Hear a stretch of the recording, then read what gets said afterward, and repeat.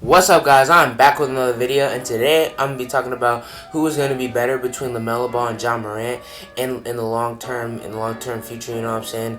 Lamelo Ball is a rookie, a really big point guard, and John Morant is a really smart, athletic PG. So today I'm gonna just be talking about who I think is gonna be better long term in the future and who I'd rather take in the next 5 or 10 years. So if you like this type of content, like this up on the video if you haven't already, and let's get right into it.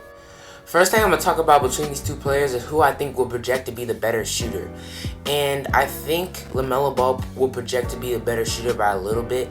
Although I do think John Morant will improve from his just mere 30% right now.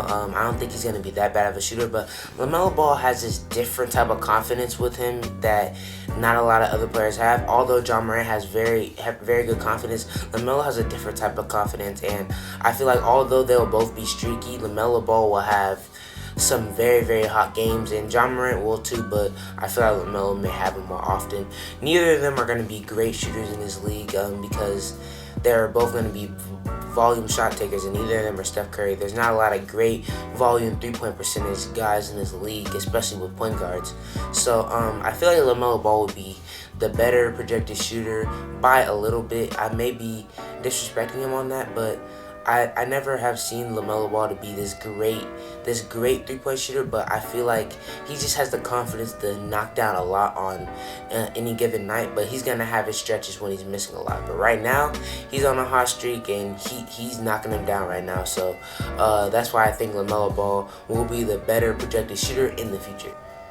Now, this category I'm just going to talk about for a little bit, and it's athleticism. Obviously, John Morant is going to be the way better athlete, just jumping and how fast he is and things like that, and that's what makes him this special player that he is and why we're talking about him in this video.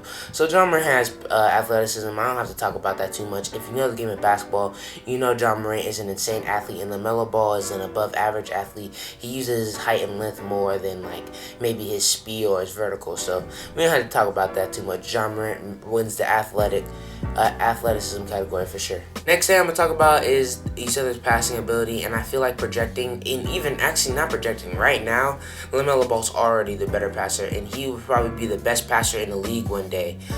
He has a special passing ability, especially in transition, but also in the half court.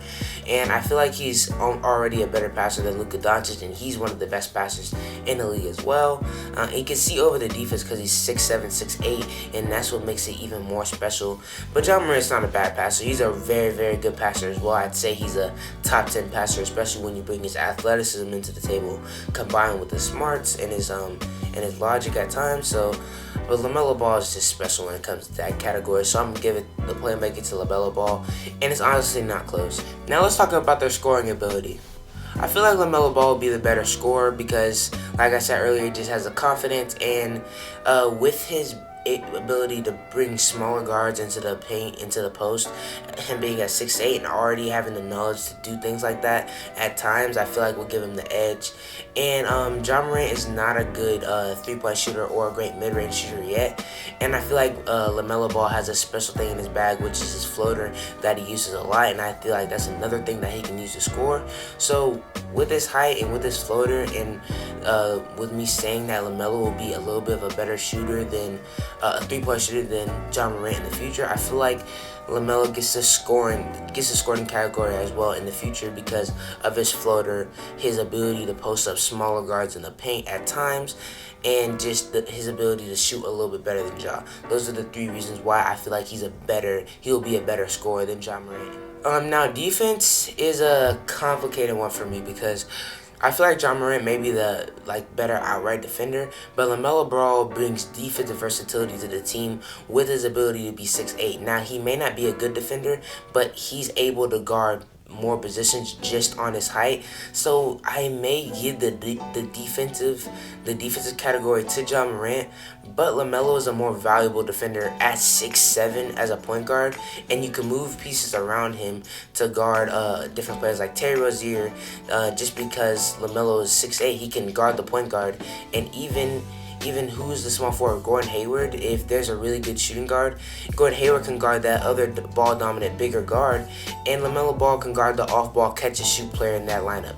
And maybe if he was smaller, he wouldn't be able to do that because that's a small forward and they may be able to post him up. But because he's 6'8" and because he has decent instincts, I feel like he may be a more valuable defender in the future just because of his size, not because of like his skill on defense, but just like only because of his size, and his instincts are decent. So that's why I feel like it's closer than a lot of people would think. But skill-wise, Ja Morant may be a better defender, and he just tries a little bit harder on that side. The last category I'm going to be talking about is just both of these players' impact on winning. I feel like they have a big impact from each of their team winning a lot of games.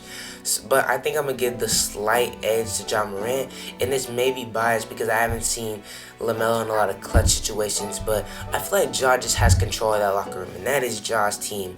And I'm not sure if Lamelo has that leadership gene. He has the gene to be like a superstar, and he has the playmaking gene.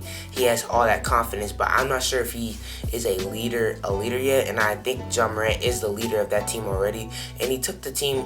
The Memphis Grizzlies were in the 8th seed about the whole entire year, and they choked at the end, and they ended up losing in that last playing game. But if it wasn't for Ja Morant, they'd probably be at the bottom of the conference, and that's just a fact of it. And maybe my opinion will change on this one as the years go on, and if I see Lamelo in more clutch situations, and just see him being more vocal and being more of a leader. I'm not sure if he's the leader of that team yet.